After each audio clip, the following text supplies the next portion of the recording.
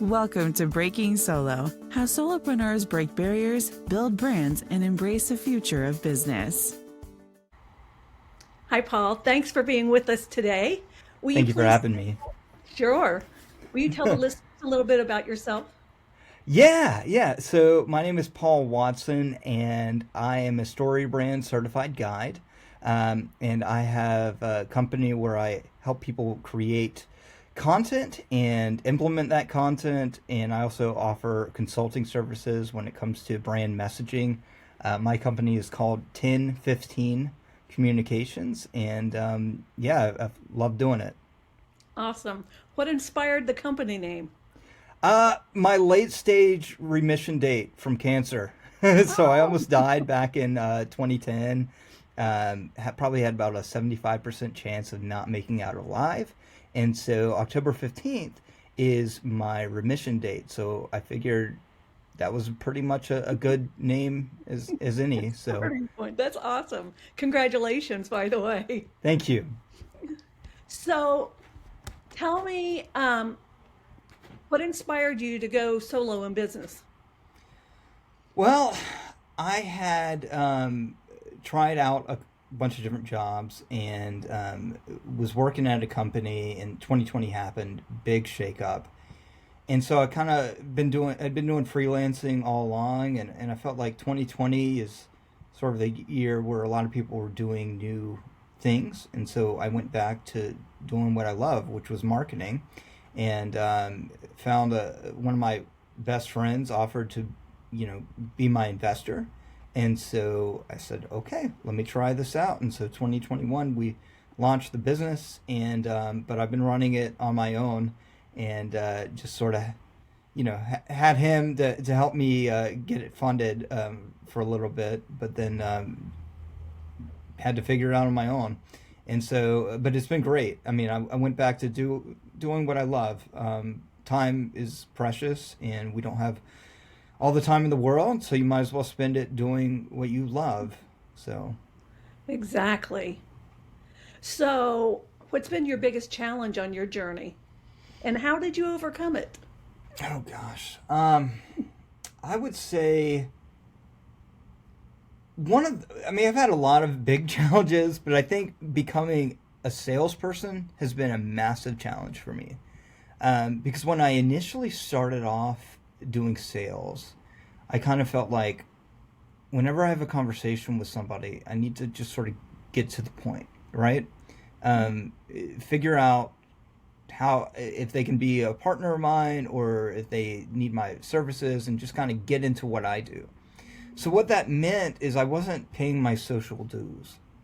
I wasn't really focusing on the relationship. Even though I'm naturally wired to just have build relationships, I wasn't doing that when it came to selling. I was thinking, well, the most efficient way is just to sort of get to the point, but that's not how business is done. And I hated it too because it didn't feel authentic to me. Right. And Um, was it?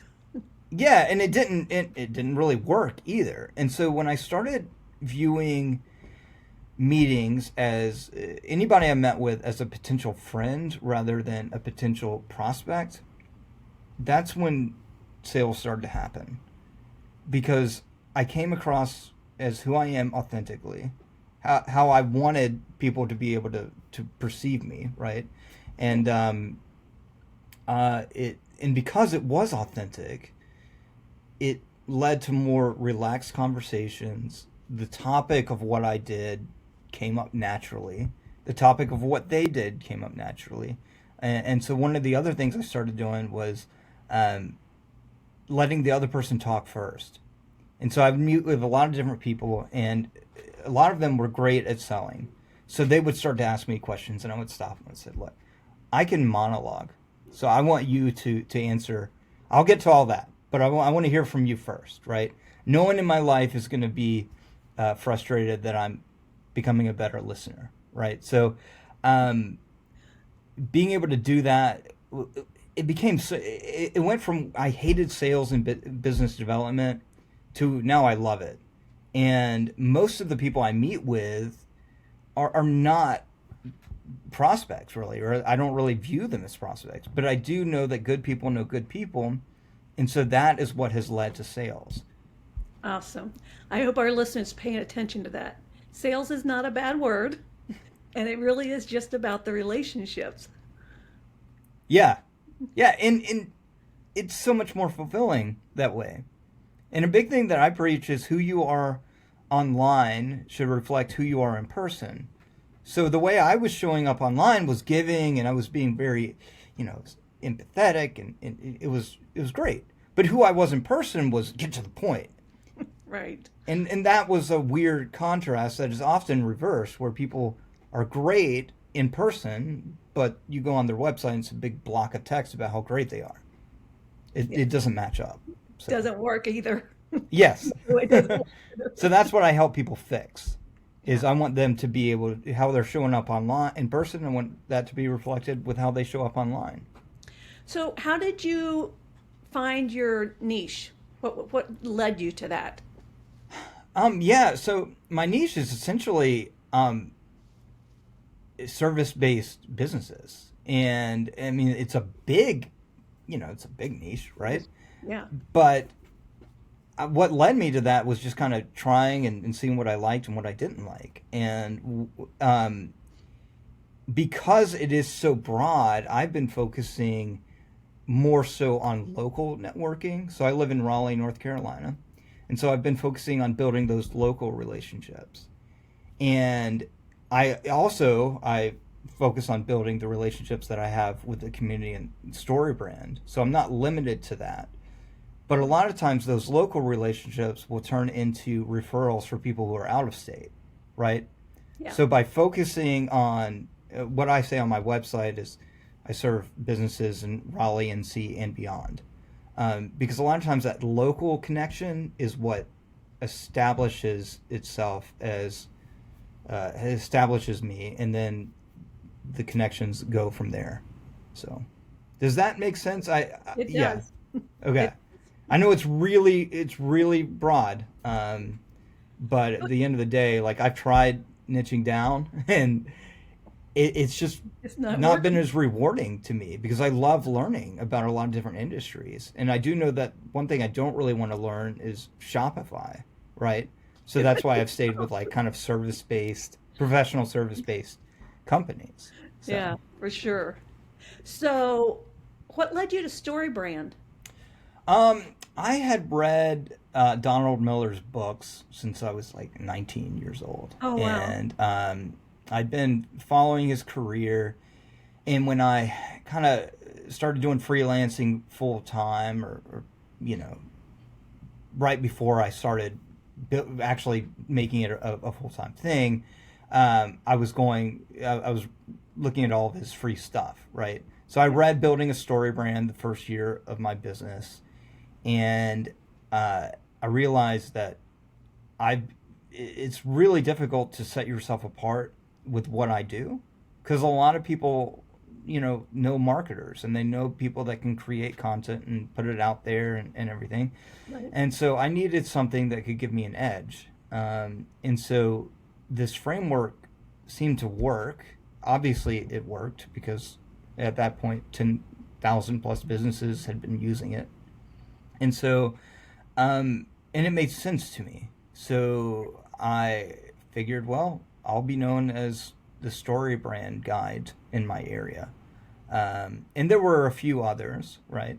But, having a handful is a lot less than having dozens and dozens of people that, in my area that are doing something similar. So, and I needed kind of a community to bounce things off of and learn from, and I've done that, and I've been able to develop some great partnerships in this community. So Yeah, it's a good community. yeah. Yeah. So, do you see any industry trends that solopreneurs should be paying attention to right now? Yeah, I mean, AI obviously is a big thing. And the trend is to, in the name of efficiency, let AI write all your stuff. Yeah. My concern with that is that people are eroding their skills, right? We pride ourselves in being able to think on our feet.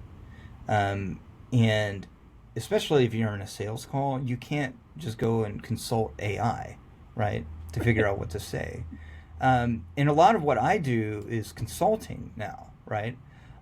So, and some of that is we're writing on the spot during the calls. So I think if I was to rely too heavily on AI, it would atrophy my ability to be able to do that. Now, I'll take the hit in efficiency if it means I'm getting better at that skill. Now, I'm not anti AI. I still use it, for brainstorming, and at times I'll use it as, give me some recommendations for editing it or polishing it up. But I'm intentional on how I use it. So I think whenever there's a big new, widely accepted, adopted technology, whatever it is, human beings we're just kind of wired to go ahead and jump into it, and we don't think about the ramifications. Right. But I think it's worth being intentional with it, whether it's AI or another tool, before we go ahead and say, all right, I'm going to outsource all my tasks to this thing. So, Yeah. Awesome. Okay. Do you have one tool, app, or resource that you absolutely can't live without in your business? Canva Pro. Mm. Yeah, I mean, they do code generation now, and that's been helpful. And, the graphics and stuff, like I built pamphlets, workbooks. I mean, I do a lot of social media work for clients, and so Okay. it's helped me in so many ways. And it's super easy to use. And actually, if I can add a second one, Of course. uh, Fathom, the recorder Oh, and yeah. transcriber, that's been really helpful. Especially if I'm on calls where I don't want to be taking notes the entire time. That's really, really useful. So, Awesome. Okay. I hope that I can edit out all of those dogs. Um, if not, I can repeat my answer. so, what daily habits or routines help you to keep focused and productive? I have a document where I list, the top things I want to get done for the day. Um, I need to be doing what I'm about to say more often than I do, but time blocking is really, really helpful for that. Especially when you have a ton on your plate, and it helps me stay focused. Um, Working out in the morning has been really helpful because it reminds me that discomfort is part of life, and it helps me to channel if I'm having stress or anything like that. It gives me a source of that, so I'm not, if something happens in business, I'm not taking it out on somebody else or going online, on LinkedIn and being negative, right? Like I Right. have a place to kind of channel stress. Um, and I w- Another thing is just trying to keep that inbox down to zero, Mm, because responsiveness is a massive thing, and I think for a lot of people, they don't have a good experience when they're working with solopreneurs when it comes to the responsiveness rate. And um, when people know they're being taken care of, when you respond to them, within 24 hours, helps them to feel seen and heard, and they know they're being taken care of. And um, I think at the end of the day, that's what we're looking for, somebody that we can rely on to solve our problems and make sure that things that we don't want to handle are being handled. Um, so, yeah, I agree. So, tell us something that you know now that you wished you'd known when you got started. kind of going back to the sales stuff, sales is about building relationships. Um, and sales happens at the speed of relationships. And so we love efficiency, But when we forget the things that make us human, and forget the things that make us who we are, by trying to force a sale, or force somebody to make it, like make a decision before they're ready, it comes across as self-serving. We're probably not going to like how we behaved overall, right? Right. Afterwards. And so if I'd realized like that it's all about those relationships, and building those, and taking time with them.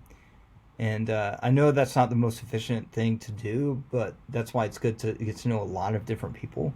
I mean, I try to meet with at least 2 or 3 people in person every week, Oh, wow. because and sometimes that's in group settings, right? Yeah. Like I've got a group that I meet up with every week, but so that counts, right? But I go to those group settings a lot of times to get the one-on-one meetings, right? Yeah. And the line I use, if I can say, and I'm on video here, right, is I say a lot of people know marketers and they don't trust marketers, so I want them to look into my black soulless eyes and find something they can trust, right? And that only happens really, I mean, it can happen over Zoom, I guess, but a lot of times I only can use that line if I'm in person with people. And at least it makes it a little bit memorable. But Right. it's authentic to who I am. That's awesome. Okay. I so appreciate your time today. Tell us where people can connect with you and learn more about what you do. Yeah, yeah. So if you go to 1015comms.com, that's my website address.